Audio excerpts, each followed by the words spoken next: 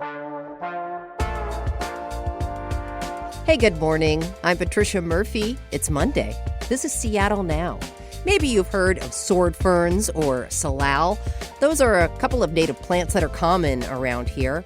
But there's also a vast array of native flowers, trees, and shrubs that can offer big benefits to your garden.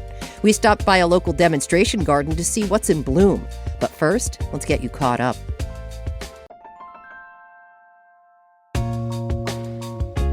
Seattle's transit tax funds extra bus service and the city's streetcars.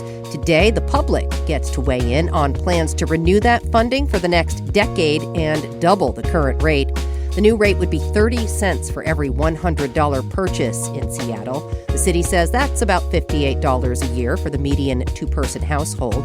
The Seattle City Council is holding two public hearings on the issue, a remote hearing at 9:30 and a second hearing in person at 5 p.m. If the council passes the measure, expect to see that on the ballot in November. Speaking of ballots, keep an eye on your mail. Ballots for the August 4th primary are being sent out this week. Voters will get their choice of candidates for open seats on the city and county councils, among other things. If you need to register to vote online or by mail, you have 2 weeks from today to make that happen. This year's general election is on November 3rd. And Seattle office leasing is on a roll. The Puget Sound Business Journal reports that in the most recent fiscal quarter, employers signed leases for nearly 2.5 million square feet of office space. That's the highest quarterly level since early 2019. On top of that, the Seattle region recorded 8.1 million square feet of leases over the last 4 quarters. The Journal reports that tech companies, including OpenAI, Anthropic, and Apple, are among those who've committed to office space in the Seattle area recently. We're back with more headlines on tonight's episode of Seattle Now. Summer in Seattle means hot days and long hours of sunlight. It also means a lot of locals are spending quality time in their gardens. For some, it means enjoying flowers and veggies planted during the spring. For others, it's starting with the basics and getting a few plants in the ground. No matter where you land on the gardening meter, working with native plants has lots of benefits. We headed out to Seattle's Magnuson Park to meet up with Thane Williams. He's the demonstration garden manager for the Washington Native Plant Society. Thane, really appreciate you walking us through your garden today and sharing some tips. Thank you for coming out. It's really great to show off the native plant garden here. This is great. And, I drive by this all the time, and I did not even realize this demonstration garden was here. So set us up, set the scene for us. Okay, yeah. This is formally called the Mountaineers Demonstration Garden. The Mountaineers building here, of course, this was built in 2009. And so when they built the building, some of the Mountaineers Naturalist Committee was looking at this space, and they saw this whole hillside was just covered with invasive Himalayan blackberries. And they said, wouldn't it be cool if we had a native plant garden here, right? And this was all pavement. So they hired a design firm to design this space.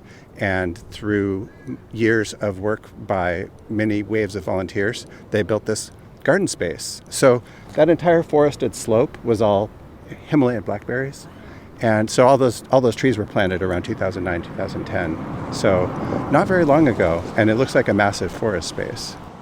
It really does, and there are some beautiful things in bloom right now. Mm-hmm. What are these purple flowers? This is called Clarkia amowena, Farewell to Spring.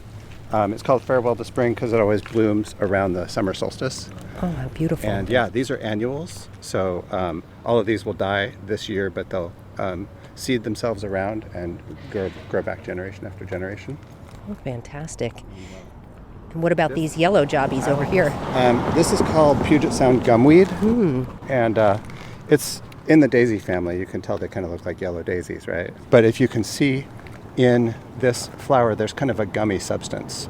And so that's why it's called gumweed. And beneath each of these flowers, there's this kind of spiky ball that's covered with that gummy substance too.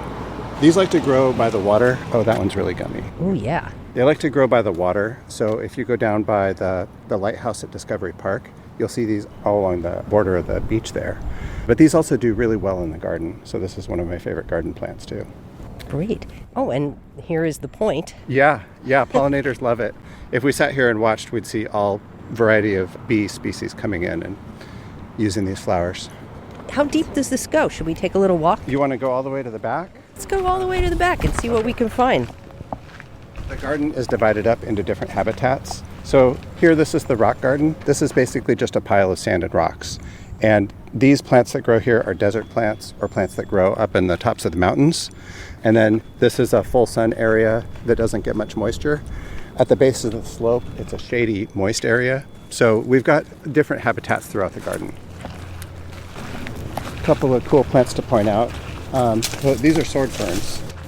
Oh, yes. The most common fern that you see in the forest around here. And these also make a really fantastic garden plant. They take zero care. And see these purple flowers here back behind. This is called a broadleafed penstemon. These purple flowers, most of them are done, but we had them all throughout the garden here. Those purple flowers bloom for like 5 or 6 weeks, and hummingbirds really like them. So I like to see those in any garden space so that the hummingbirds always come through and use those.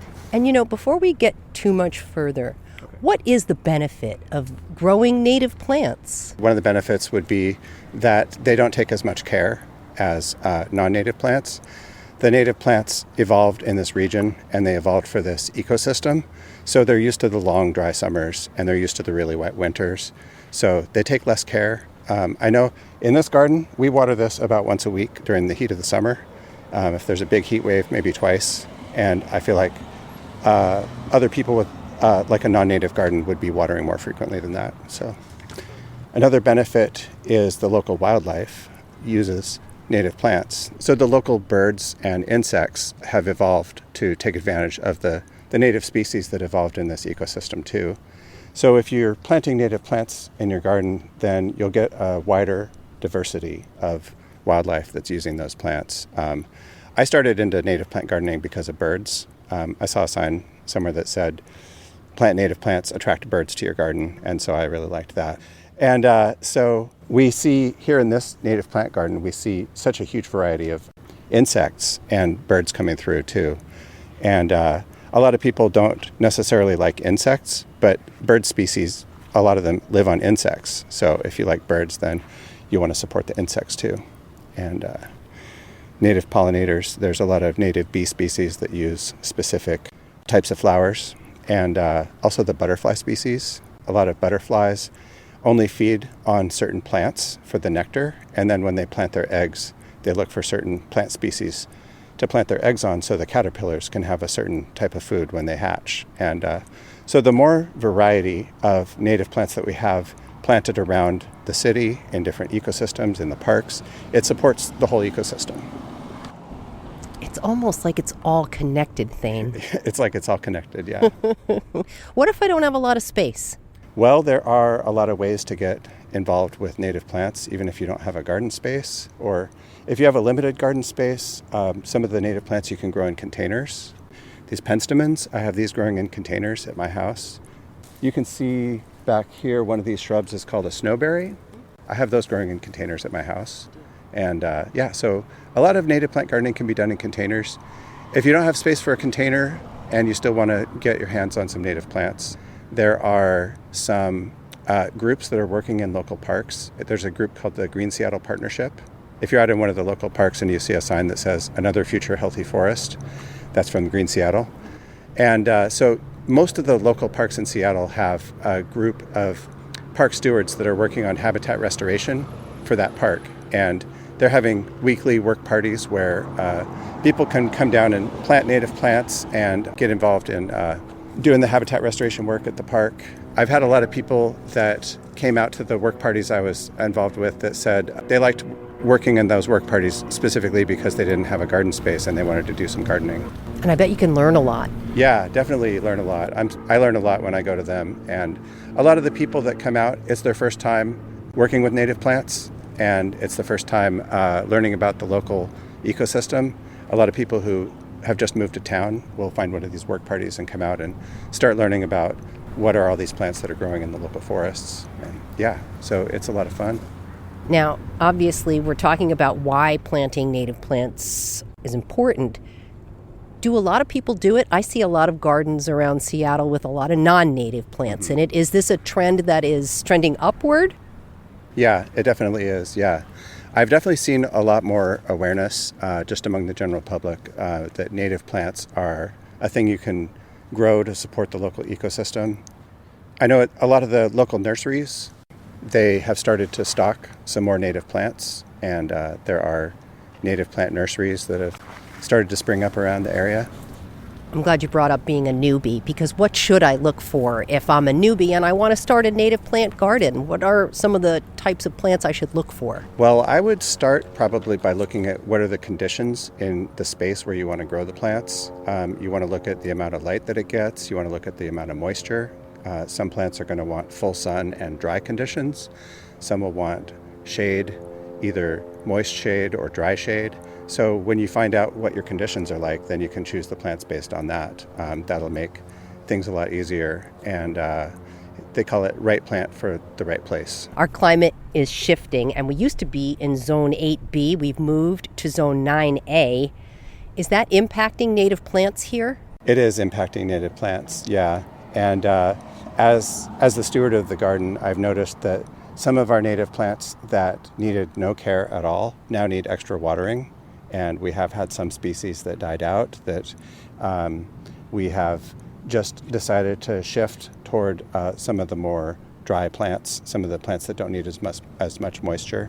And it's definitely having an impact. When you go to a nursery in the spring and summer, it is just dominated by beautiful non-native plants. Where are some of the best places to pick up native plants here? Well, the Washington Native Plant Society website has a list of native plant nurseries. There are multiple located throughout the region, so you can check there to find the one closest to you. I like in Shoreline, there's one called Go Natives Nursery, and I really like that one. I go there a lot. Some of the plants here I got from there, so yeah, that's a good one. And the people at the Native Plant Nursery can give you a lot of advice too about what to do with your conditions or how to care for the plants that you buy. Thane Williams, thanks so much for meeting us. Thank you for coming out. Yeah, I really appreciate it. Thane Williams is Demonstration Garden Manager for the Washington Native Plant Society, a collaboration with the Mountaineers, Seattle Parks and Rec, and Green Seattle Partnership. For more resources and information about the region's native plants, just check out the show notes. Thanks for listening to Seattle Now. Take a moment to rate and review the show in your podcast app. And before we go, a quick question for you. This week on the show, we're asking our listeners, what surprised you about the World Cup in Seattle? Share your answer in the KUOW app. Open the menu and select Talk to Us. More at kuow.org/question. Today's episode was produced by Jenny Cecil Moore. It was edited by Caroline Chamberlain Gomez. Our production team also includes Andy Hurst, Vaughn Jones, Brooklyn Jamerson Flowers, and Paige Browning. Greg Kramer does our theme music. Seattle Now and KUOW Public Radio are members of the NPR network. I'm Patricia Murphy. Talk to you tonight for Evening Headlines.